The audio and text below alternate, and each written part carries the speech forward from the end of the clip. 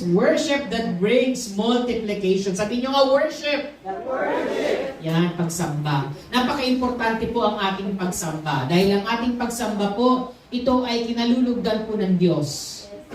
Diba? Dahil ang ating pagsamba po sa Kanya ay pagpapakita na tayo ay may malalim na relasyon sa Diyos. Hindi mo pwedeng sambahin ang Diyos na wala kang relasyon sa Kanya. Tama ba? Pag hindi mo nga kilala ang tao di ba pagpasok mo dito, hindi mo naman kilala, upo ka lang. Di ba? Naalala nyo nung first time kayo dito sa church, nakaupo lang kayo.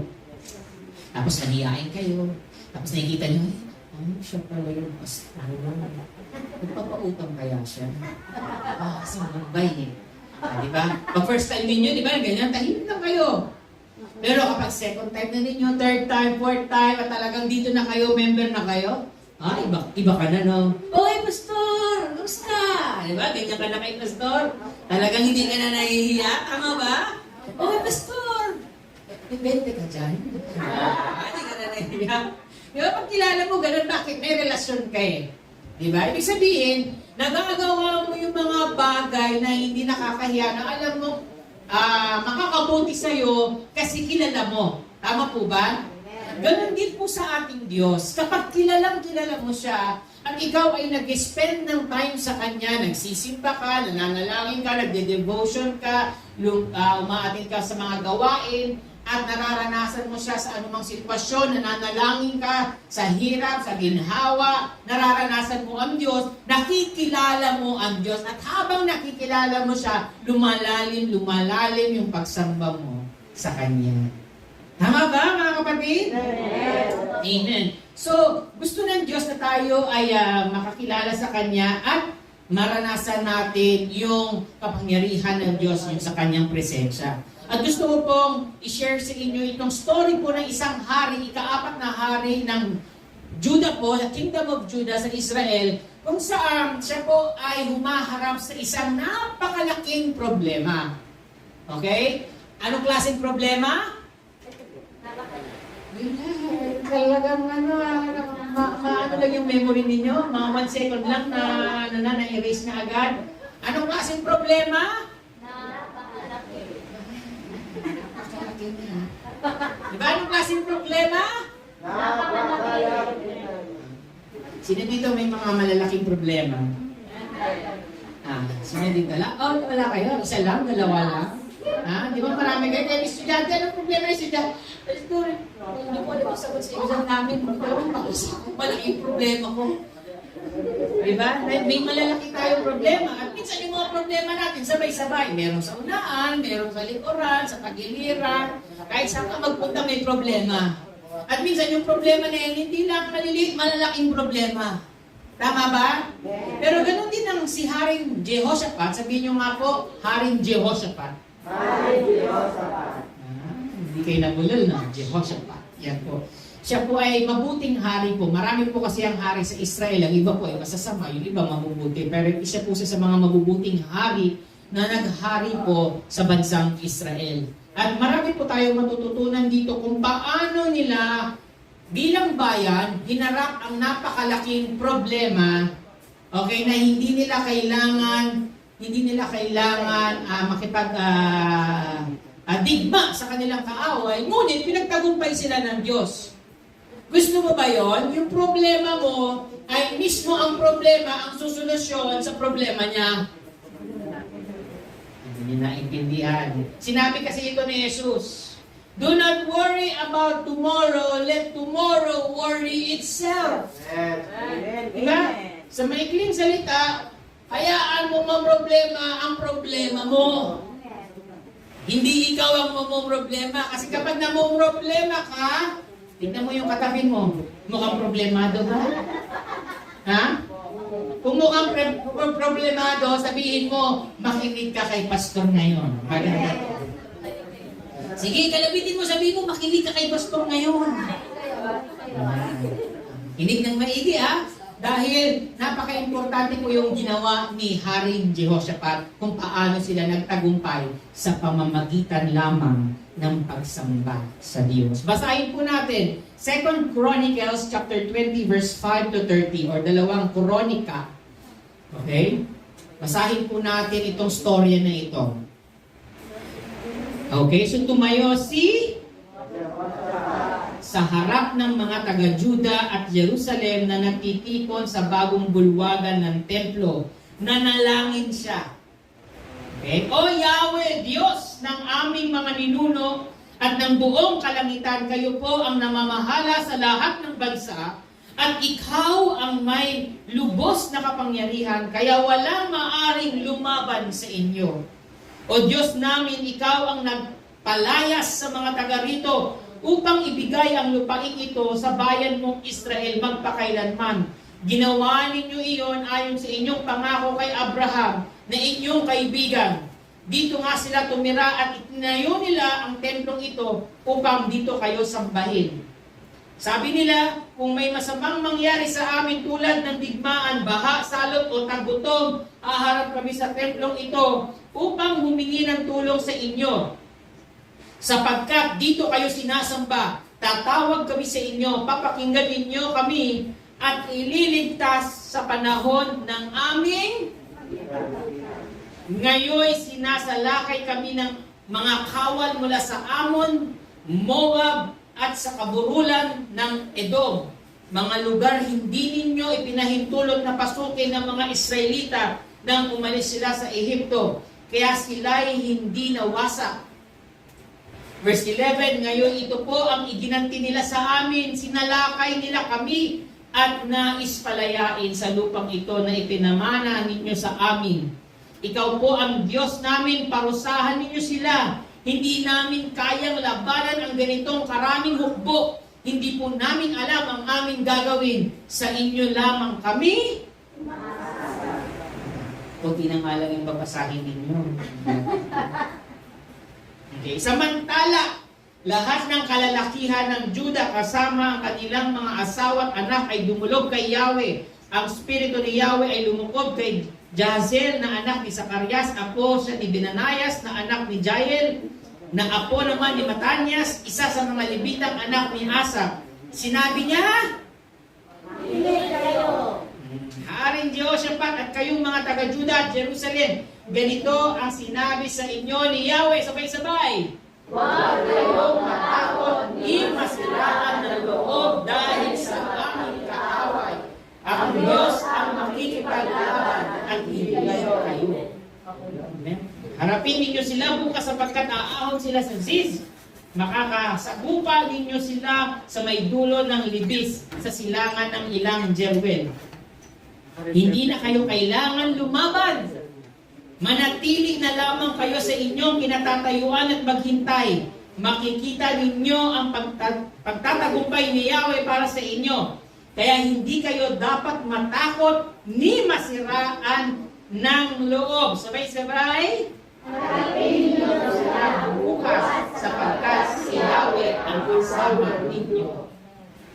Amen. Kinabukasan, maaga silang lumabas patungo sa ilang ng Tekoa, ngunit bago sila umalis, sinabi sa kanila ni Jehoshaphat, makinig kayo mga taga-Juda at Jerusalem, magtiwala kayo sa Diyos ninyong si Yahweh at maging matatag kayo. Maniwala kayo sa kanyang mga propeta at magtatagumpay kayo. Matapos niyang paalalahanan ng mga tao, pumili siya ng mga awit, magpupuri kay Yahweh dahil sa kanyang kahangahangang kabanalan. Inilagay niya ang mga ito sa unahan ng hukbo at habang daay umaawit, purihin si Yahweh. Pag-ibig niya tunay, laging tapat kailanman. Nang marinig ng mga kaaway ang awitan, ginulo sila ni Yahweh dahil dito sila ang nagkagulo. Ang sinalakay ng mga Amonita at Moabita ay ang kasama nilang taga-Edom at nilipon nila ang mga ito pagkatapos sila ang nagpatayan. Napakaraming nasamsam ni Jehoshaphat at ng kanyang mga kasama, halos hindi nila madala ang nasamsam nilang kawan, mga kagamitan, damit at maraming mahalagang bagay. Sabay-sabay natin, basahin ulit. At noong araw nila itong hinakot, ngunit sa sobrang dami ay hindi nila nakuha. Ganun kadami yung pagpapala, sobra-sobra, na hindi kaya ng mga kamay mo. Kahit ng bahay mo, kahit ng pintuan mo. Amen. Nag-uumapaw. Nang ika-4 na araw, nagtipon sila sa isang libis at nagpuri kay Yahweh. Kaya simula noon ay tinawag na libis ng Beraka ang lugar na iyon. Sa pangunguna ni Jehoshaphat, umuwi na ang lahat ng taga-Juda at Jerusalem. Tuwang-tuwa sila dahil sa tagumpay na ipinagkaloob sa kanila ni Yahweh. Pagdating nila sa Jerusalem ay tumuloy sila sa templo.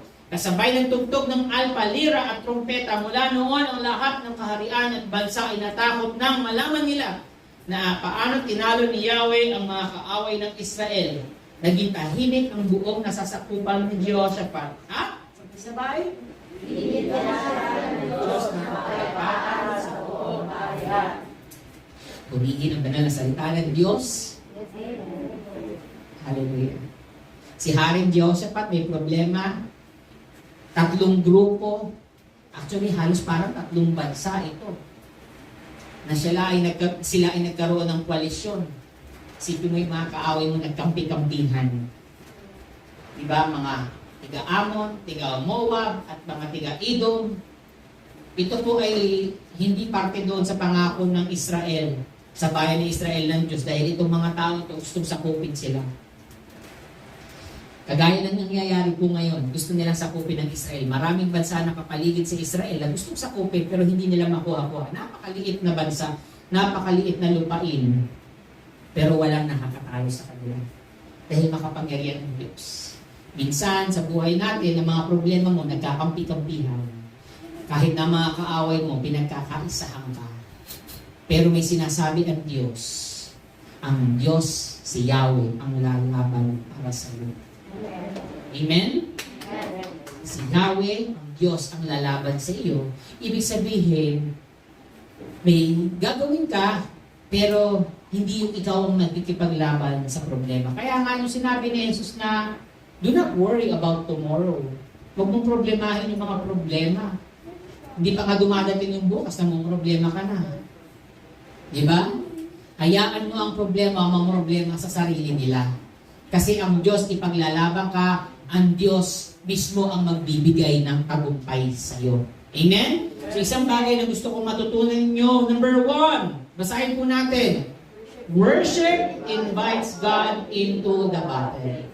Kaya kapag ikaw ay may problema, ikaw ay may kinakaharap ng digmaan ng problema, ang Diyos ay iniimbatahan ka na sambahin siya.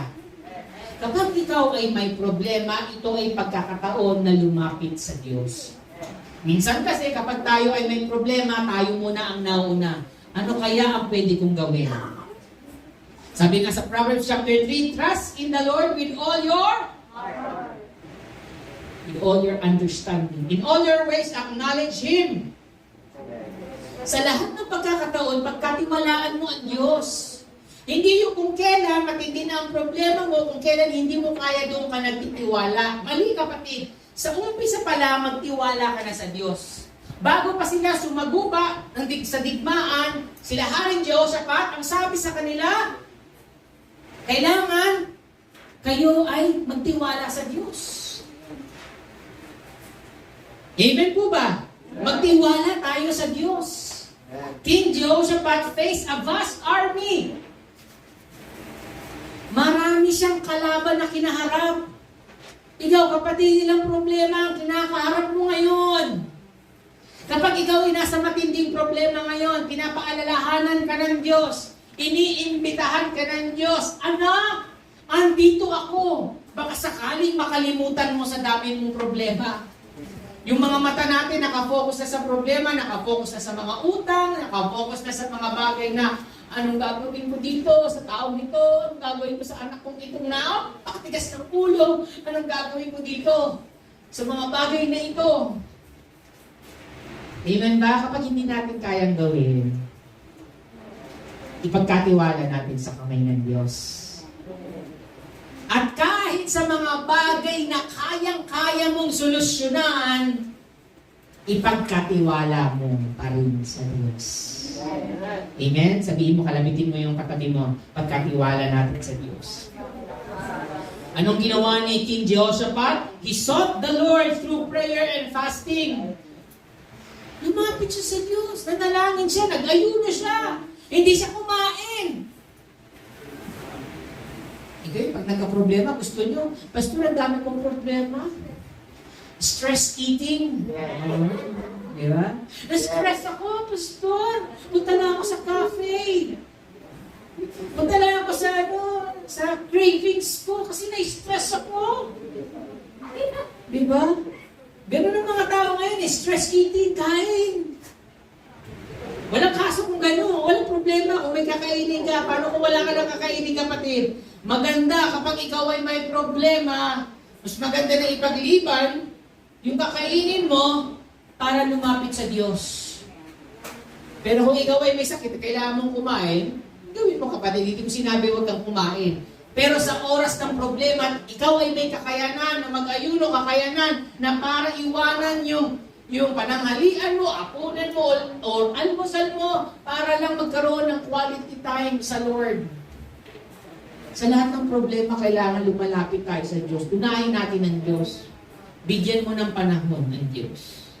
Di ba kapag mahal mo, nagsasakripisyo ka? Di ba pag mahal mo, may sakripisyo? Minsan ka, hindi ka nga kumakain pag may nililigawan ka eh. Di ba? Yung baon mo, imbis na ipambili mo ng ipang Xerox mo para doon sa reviewer nyo or kung anong pinabibili ng teacher. Di ba? Nag-iipon para ipambili ng regalo doon sa crush nila. Di ba? Nagsasakripisyo kayo para sa mga ganung bagay temporary. Pero para sa Panginoon, kapatid, matuto tayong magsakripisyo. Pwede ba yun? Kayo nagsabi dyan, ha? Alam ni Lord. Kaya yan, kapatid. Ugaliin nyo lang na lumapit kayo sa Diyos. Anumang klaseng problema, maliit man or malaki, lumapit tayo. Kung kaya natin mag-ayuno, mag-fast, we'll do that. Ako po, matindi po yung pangangailangan namin kasi nag-commit kami ng mag-sponsor ng maraming kabataan para sumama sa camp. Diba? Iniisip ko, Lord, ang inaano ko, 10,000 mahigit. Saan ko kukunin yun? Wala nang trabaho yung pastor ninyo. Iniwan ko nga yung office, yung mundo na papasweldo sa akin ng malaki para tugunin ang Diyos. Pero may pangangailangan ng church natin na gusto ko, Lord, makasama yung mga kabataan na gusto sumama. Amen. Eh minsan, hindi na ako kumakain. Basta parang nangangonsen siya kayo, Hindi po, kasi pakain naman po ako. Pero may mga bagay na ipinagliliban ko po para ipanalangin ko po yung pangangailangan ko ninyo. Yun po ay sakripisyo po. Darating po ang panahon, kayo po ay gagamitin ng Diyos. May mga bagay na isasakripisyo nyo para sa ibang tao. Sabi nga ni Jesus, in John, sabi niya po, greater love has no one than this. Dakila ang pag-ibig sa ganitong paraan na ibinigay niya, ibinuwis niya ang buhay niya para sa isang kaibigan. Ano yung bagay na kaya mong pakawalan para lang sa kaibigan? Ganoon ang Diyos. Kaya yung mga dito, kapag ikaw ay naging member ng church, we really take care of you. We wanna love you as much as we can. Ganun po ang buhay ng mga pastor po. Yung buhay namin, binibigay na namin para sa kaluluwa. Ganun po magmahal ang pastor. At ganun ang klase ng pagmamahal na gusto ko rin matutunan ninyo. Hindi ko kayang mahalin ang bawat tao. Lahat ng pangangailangan nyo, as much as possible, kung kaya kong ibigay, why not? Pero may mga bagay na ang Diyos lang ang may kakayanan. Amen po ba? At darating ang panahon, magiging kasama ko kayo sa mga pagsasakripisyo na yan. Amen? Para iba, amen? Sakripisyo? Amen, Pastor. Nahirap talaga hindi madaling umibig. Amen? Hindi mo madaling umibig sa Diyos. May mga bagay kang iiwanan. May mga bagay kang tatalikuran. Nung ako po ay tinawag ng Diyos sa ministry na ito po, hindi po madali. Nung binago po ng Diyos ang buhay ko, ako po ay isang Kristiyano na noon, nawala po, naging makamundo, pero nais kong bumalik, nais kong magbago, hindi po naging madali sa akin. Marami akong iniwan. Iniwan ko yung mga kaibigan ko walang ginawa kundi mag-inom, magkwentuhan ng puro kalokohan. Iniwan ako. Bakit? Kasi gusto kong maging seryoso. Gusto kong maging tunay ang pag-ibig ko sa Diyos. Kasi ayaw ng Diyos yung peke. Ayaw ng Diyos yung harap ka sa Kanya, tataas ng kamay, pero alam mo sa sarili mo, may ginagawa kang kalokohan. Ayaw ng Diyos na gano'n, ang tawag doon peke. Ayaw ng Diyos sa peking tao. Gusto ng Diyos yung totoo, yung tunay. Kaya pinilit ko. Kaya minsan may mga kaibigan ako noon na talaga, nasaan ka na, nagbago ka na. Kasi ako po ang promotor talaga. Ako po ang parang pinaka-leader sa barkada. Kaya nung nawala ko, naiintindihan nila kasi sila ay taong simbahan, nawala din. Pero pinakita ko sa kanila na seryoso na ako.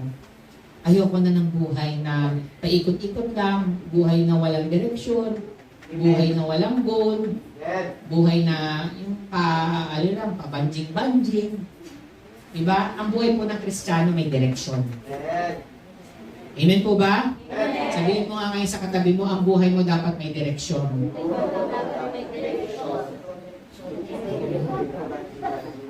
Kasi kapag walang direksyon, kapatid, mag-ingat ka.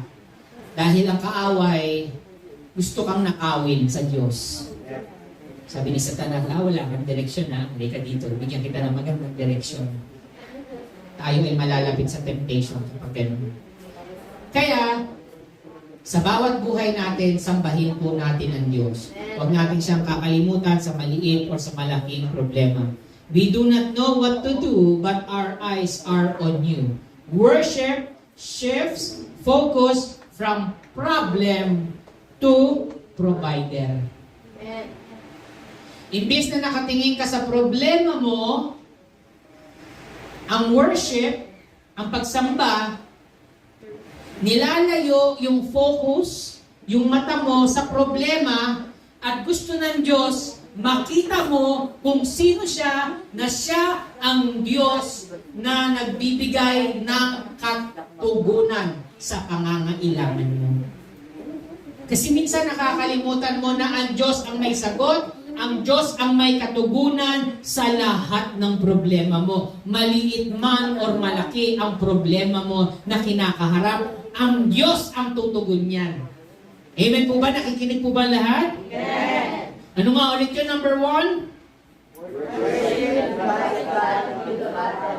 Number 2, sabay-sabay. Worship. 1, 2, 3. Worship brings divine strategy. Kung hindi mo alam ang gagawin mo sa presensya ng Diyos, kapag ikaw ay lumapit sa Diyos, ang mga anak niya ay binibigyan niya ng karunungan. Kaya hindi ako naniniwala na may Kristiyanong bobo. Amen. Parang hindi kayo nag-amen doon na isa lang yung matalino dito. Amen. Walang Kristiyanong ignorante, walang Kristiyanong bobo. Amen. Dahil kapag sila ay lumalapit sa Diyos at nangangailangan ng kasagutan at ng karunungan, binibigyan sila ng Diyos. Amen? God gives us wisdom because worship brings divine strategy. God said, the battle is not yours but God's. Ang laban na ito ay hindi sa iyo kundi sa Panginoon, sa Diyos. Yun ang ibinigay sa kanilang wisdom. Paano nila malalaman? Siguro kung hindi sila makikiusap, hindi sila lalapit sa Diyos, hindi nila malalaman na ang Diyos pala ang lalaban sa kanila. Kaya yun ang importansya kung bakit tayo nag-worship. Hindi lang para magaan ang feeling natin, hindi lamang pag nakataas ang kamay natin, ang ganda ng worship song ngayon, anong kanta nun? Sino nag-compose nun? Hindi, kapatid. Hindi tayo nag-worship kasi ang ganda ng boses ng worship leader. Ang ganda ng music. Hindi, kapatid. Ang worship ay pagsuko ng buhay natin sa Diyos. Ang worship ay yung pagsuko natin ng buhay natin sa Diyos. Ano ulit ang worship? Pagsuko ang ating buhay sa Diyos. Luko ang buhay. Taas ang kamay, suko na kayo. Ang worship po ay pagsuko ng buhay natin sa Diyos. Kaya kapag sinuko natin ang buhay natin sa Diyos, Sa lahat ng problema, dapat lumalapit tayo sa Diyos. Kasi Diyos lang ang nakakaalam eh. Worshippers went before the army. Praise became their weapon. Ang pagpupuri nila sa Diyos ang naging sandata nila. Dahil ang dami nilang kalaban, nagtipon-tipon, nagsama-sama ang mga problema, ang mga kalaban, hindi nila kaya. Kahit sila pa ay may advance na sandata, kaya pa rin silang talunin dahil napakadami. Napakarami nila na nagkakampi-kampihan sila ng Ammonites, Moabites, and Edomites. Isipin mo yung tatlong grupo na yun nagsama-sama para pabagsakin ang iisang bayan. Manganganib ka, ikaw bilang leader, talagang matataranta ka. Kaya napaka-importante po na tayo ay lumapit sa Diyos. Kasi kapag hindi tayo lumapit sa Diyos, gagawa ka, kapatid, ng sarili mong kaparaanan kung paano mo solusyonan ang problema. Kung ang pinag-uutos ng Diyos ay magpuri, pasalamatan, itikom ang bibig mo, imbis na puro reklamo ang lumabas, dapat papuri. At kung yun ang inutos sa'yo ng Diyos, dapat yun ang gagawin mo. Pero kung puro reklamo dahil gusto mong solusyonan sa kasi ganito eh. Kung ganito lang kasi siya, hindi siya, kung ganito lang yung mangyari, kung meron lang ako. Maraming reklamo ang Pilipino, mahilig tayo mag-excuse. At minsan yan ang humihila sa iyong pababa, at yan ang hihila sa iyo at wawasak ng buhay mo. Pero kung hindi mo alam ang gagawin mo, kapatid, lumapit ka sa Diyos. Dahil bibigyan ka niya ng karunungan. Amen? Kaya sila Haring Diyos sa ang kanyang mga army. Imbis na problema, reklamo ang lumabas sa mga dila nila. Puro papuri. Amen? Kaya pag praise and worship, hindi dapat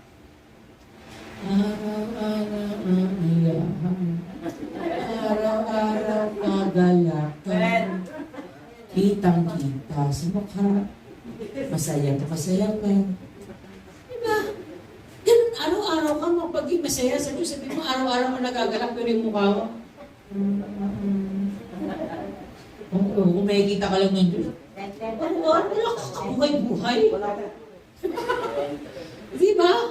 Kaya kapag magpupuri ka, kapatid. Amen? Hindi yung, andyan na nga, nababasa mo na nga, pero hindi ka masaya.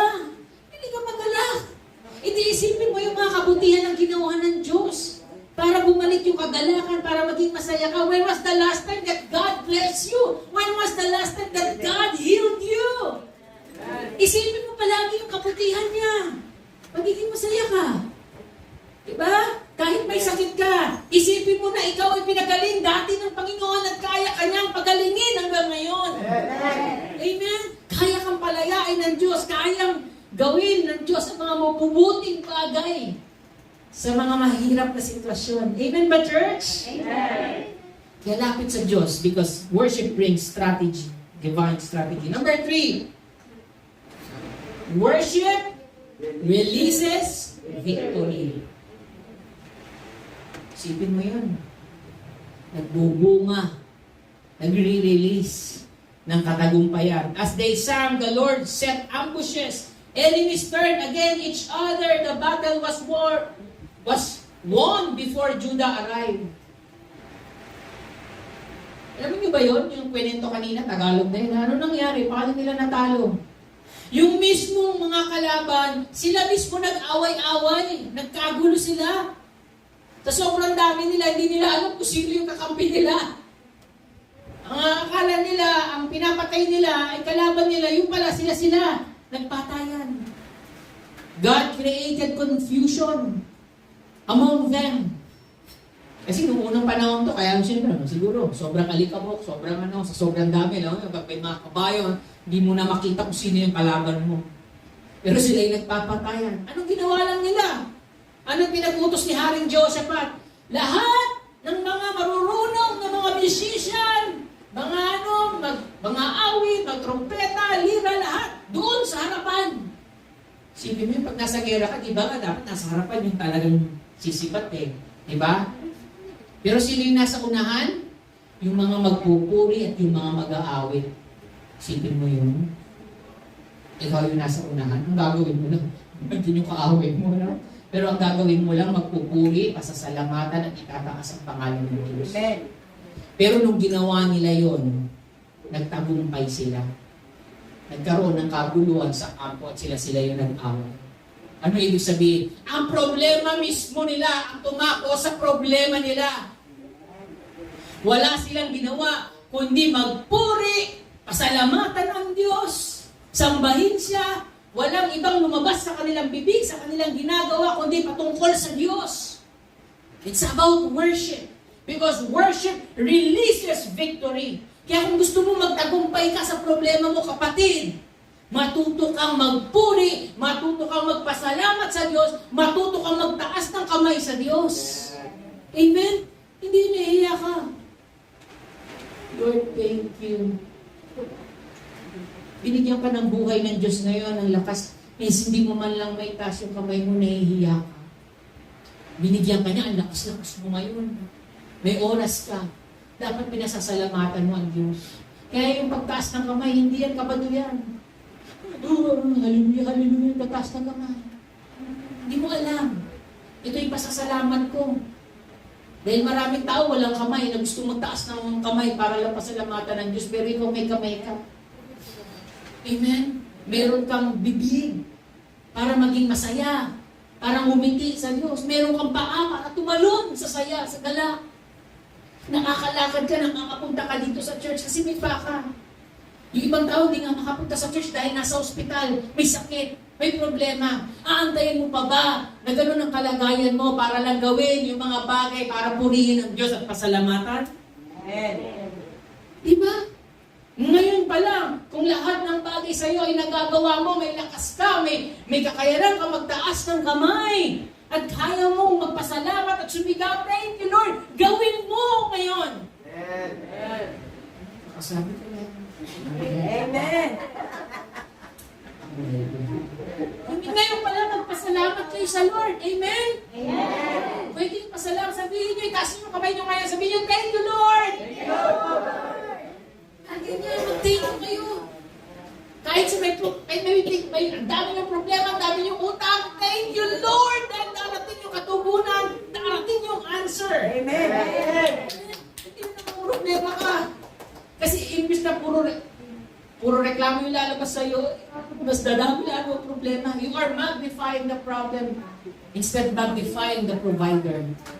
Amen. Kaya kapag may problema ka, ano sasabihin? Because worship releases victory. Number 4. Worship leads to overflow. Yan. Dahil pinagtagumpayan ka, may pagpapala ang kasunod. It took 3 days to gather the spoil. The valley of Beraka is a valley of blessing. Worship turned crisis into abundance. Isipin mo na nagtagumpay sila. 3 araw. Yung mga, alam mo kapag sa gera, di ba maraming kayamanan natira, lahat kinukuha yun. Isipin mo 3 araw nila hinahakot yung mga blessing nila. Di ba? Isipin mo may blessing pala sa mga problema. Tapos ikaw tinatakbuhan mo, inaayawan mo. Ano sasabihin natin kapag may problema? Thank you, Lord. Mga thank you Lord, talagang nag-thank you Lord, naririnig ni Lord. Talagang magkakaroon ng overflow. Amen? Because it's turning your crisis, yung crisis ng buhay mo, you will turn into abundance. Diyan yung pangangailangan mo. Baka 3 days mong hinahakot yung pagpapala mo na wala ka nang mapaglagyan. Ganon ang nangyayari kapag tayo nag-worship. At ganon ang nangyari kay Jehoshaphat. He experienced multiplication exceedingly. Talagang nag-multiply ang pagpapala. Ni wala nga silang ginagawa, kundi nagpuri lang sila, nagpagkalamat sa Diyos. Natalo yung mga kalaban. O, sige, away-away lang kayo dyan. O, natapos na kayo. O, kunin na namin yung ano namin. Ganun. Pero nung una lang, mga problema sila. Paano to? Nagtiwala lang sa Diyos. Lumapit sa Diyos. Amen? That's the power of your worship. Amen. Amen? And even in the New Testament, si Paul at si Silas po, in Acts chapter 16, kung babasahin nyo, nakulong sila. Nagmi-mission sila, pupunta sila sa isang lugar. Kinulong sila eh. Dahil may nakaaway silang doon na yung manghuhula. At dahil sa negosyo nila ay, sa negosyo ng mga manghuhula ay hindi na sila makagawa dahil kina Paul at Silas na nag-miracle. Kaya kinulong sila. Pero anong ginawa nila? Habang ginagawa nila yung mga gawain ng Diyos na maraming problema, pinakulong pa sila. Anong ginawa nila? Nagpuri sila. At anong nangyari? Nung sila ay nagpuri, earthquake shook the prison, doors opened, chains fell off, worship brought freedom and salvation. Amen? Alam mo ba, may mga bagay na hindi ka makalaya-laya. Di ba? Sa kahirapan, sa kung anong-ano, mga bagay na parang, Pastor, di ako makalaya sa ganito. Lagi na lang akong nagkakaroon ng ganitong sakit. Lagi na lang akong may utang sa ganito. Lagi na lang akong, Pastor, naiibig sa ganitong sitwasyon. The answer is worship. God will free you from that situation. Papalayain ka ng Diyos. Sambahin mo lang siya. And what does worship bring? Spiritual prosperity. Deeper relationship with God. Mas lalong lumalalim ang spiritual, emotional prosperity. Peace in chaos. Kahit ang gulo-gulo, kahit ang daming problema, payapa ka. Kasi alam mo, kasama mo si Yahweh, kasama mo ang Diyos. Hindi ka naiiwan. Diba? Kasi pag may tayo, parang yung emosyon natin, di natin alam. Nangangamba tayo, natatakot tayo, di natin alam. Halo-halo na. Pero ang gusto ng Diyos, anak, chillax ka lang. Amen? Chill lang. Relax ka lang. Tignan mo yung katabi mo kung nakarelax. Kanina, problemado yan. Ngayon, relax na yan. Diba? Kasi may kapayapaan. Kahit magulo yung nasa paligid. Amen? Relational prosperity. Nagkakaroon ng unity and restoration. Diba?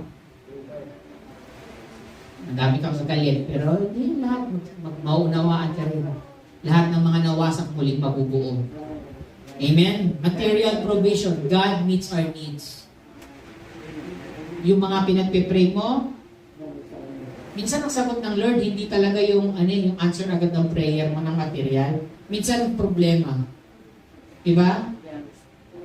God allows problems because behind that problems is your provision. And the key to unlock that provision is your worship to Him. Amen? And victory over enemies. Katagumpayan sa mga kaaway mo, sa problema mo. Pinangako ng Diyos ang katagumpayan. Hindi niya pinangako na talunan ng Kristiyano. Kaya hindi ako naniniwala na may talunan ng Kristiyano. Yes, madadapa tayo. Yes, maraming problema. Minsan matagal nating mararanasan. Pero ipinangako ng Diyos, magtatagumpay ka sa mga problema na. Amen? God will give you victory. And how do we worship? We worship before the breakthrough. Bago yung mga pagpapala, bago yung mga breakthrough, mag-worship ka muna. Worship when it doesn't make sense. Ay, di mo naiintindihan. Lapit sa Diyos. Hindi mo nga naiintindihan eh. Kasi ayaw ng Diyos na intindihin mo. Dahil baka masisiraan ka ng ulo mo, kakaintindi. Diba? Kasi wala naman sa iyo solusyon eh. Nasa Diyos. Worship publicly and privately. Mag-worship ka. Sa kwarto mo. Sa loob ng kwarto mo, mag-worship ka. Pag nandito tayo sa church, sama-sama mag-worship ka pa rin. Huwag mong hayaan ang problema pumigil sa iyo sa pag-worship. Minsan, pupunta tayo sa linggo, minsan mabigat kasi ang dami nating mga dalahin. Ang dami nating problema. Pero kapatid, gamitin mo yung problema na yun para to worship Him. Amen? Itaas. Pwede kang lumuhod sa Kanya. Kumanga, Lord, hindi ko kaya kung ilubukan. Hindi ko man masabit ng bibig ko yung mga pangangailangan na kayo, pero ikaw ang may alam ng buhay ko. Amen? Lumapit mo sa Diyos yun. At alam ng Diyos ang pangangailangan mo. And worship with faith and not feelings. Hindi lang dahil sarap sa pakiramdam.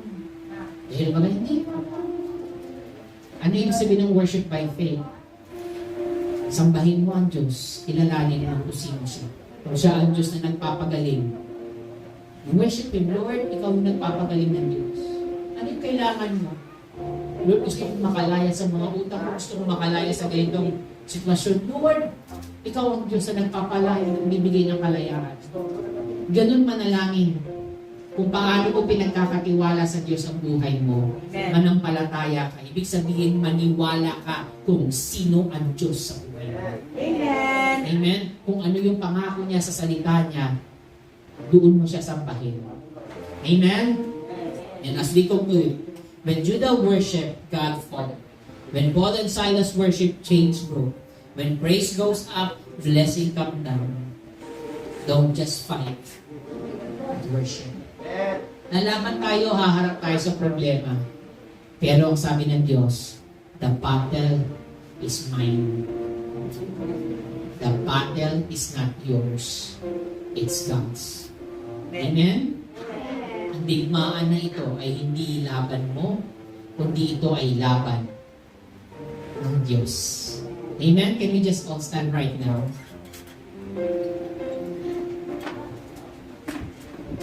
Kung gusto mo maranasan ng Diyos ngayon at gusto mo, Lord, gusto ko magkaroon ng tunay na relasyon sa iyo.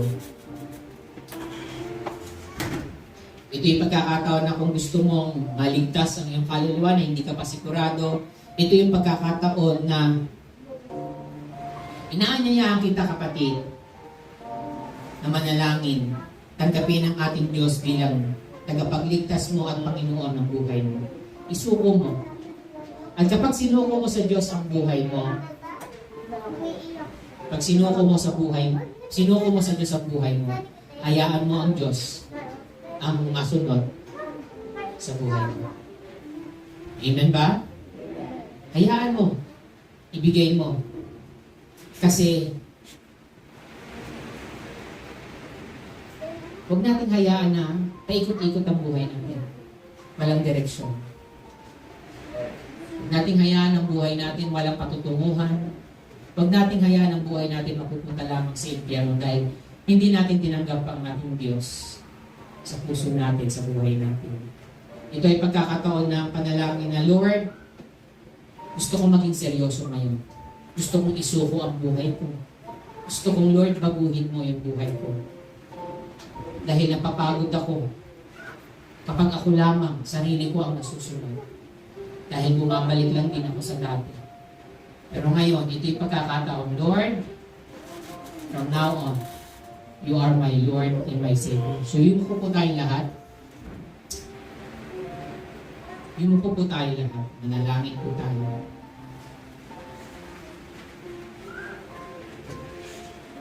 Nanyayaan kita, kapatid, sa panalangin na ito. Ito ay panalangin na pagtanggap sa ating Panginoong Hesus bilang Diyos at tagapagligtas ng buhay mo. At kung ikaw ang nangangailangan ng panalangin na ito, sabayan mo ako, kapatid, sa panalangin na ito. Sabihin mo, buksan mo ang iyong bibig, Panginoong Hesus. Salamat sa iyong dakilang pag-ibig. Naniniwala ako namatay ka sa krus ng Kalbaryo para bayaran lahat ng aking mga kasalanan. At muli kang nabuhay upang bigyan ako ng bagong buhay. Kaya binubuksan ko ang aking puso. Pinapapasok kita bilang Diyos, Panginoon, at tagapagligtas ng buhay ko. Isulat mo ang aking pangalan sa aklat ng buhay upang sa ganun, sa darating na panahon, ay makikilala mo. Banal na Espiritu, manahan ka sa buhay ko. Mula ngayon, ang tinig mo ang susundin ko. Ito ang aking panalangin sa pangalan ni Jesus. Amen. Can we just raise our hand right now? Lord, maraming salamat, Panginoon, sa mga nakataas na mga kamay, Panginoon. Lord, marami silang mga problema na kinakaharap. Hindi ko man alam, Panginoon, pero gaya ni Haring Jehoshaphat, nagtiwala siya, itinaas niya ang kanyang kamay, nagpuri siya, nagpasalamat siya, Panginoon. Hindi niya alam ang gagawin, pero Lord, sapat na ikaw ang lumaban sa amin. Pinaalalahanan mo siya na ang laban na ito ay laban mo. Kaya naman, Panginoon, sa buhay namin, sa laban na ito, Lord, hindi namin alam. Hindi namin alam kung paano, Panginoon, haharapin ang mga problemang ito. Pero Lord, ang aming pagsamba ang susi upang kami ay magtagumpay. Kaya dalangin ko, Panginoon, ang iyong kalakasan, ang iyong karunungan, ang iyong pabor, Panginoon, at ang iyong pagpapala ay maranasan nila, Panginoon, upang sa problemang kinakaharap nila, Panginoon, sila ay magtatagumpay sa kanilang mga problema, Panginoon. At mararanasan nila, Panginoon, ang pagpapala na higit pa, Panginoon, sa kanilang inaasahan. Gaya ni Haring Jehoshaphat, Panginoon, you multiply their blessings. In Jesus' name, amen and amen. Can we shout hallelujah? One more time, hallelujah! Amen. Ano sasabihin natin? Pag may problema tayo, thank you. Amen. Hallelujah. Praise God. So tayo po ay mo po. Maraming salamat po.